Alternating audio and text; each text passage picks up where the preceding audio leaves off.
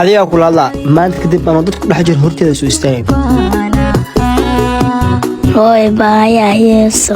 hooy caani oo ka go'ay baxadeerka u soo sheeg caani way dhama baaya yees orda baa u soo sheeg caanya ana abama saaxiibyaal gabadhan saaxiib xaaskeyga dhashay dib wuxuu ay bilaabay markaan naag garoob soo guursan saaxiibo hooy areesaan ka anma ku dhalay xaaji anaga baayo oo dul qaadan karna la ku cuni jar baahi moo dul qaadan kar maxaa yani kurkii ma idin jirjira war gabadha aabbeey ku wareej marka hore adiga ay ugu soo raacay gabadheeda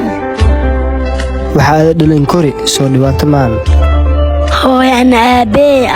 hooy aabbaga ku imaanay miro orda adeer guriga dhigayso gabadhan guriga u maani aabaheedana farta ka saar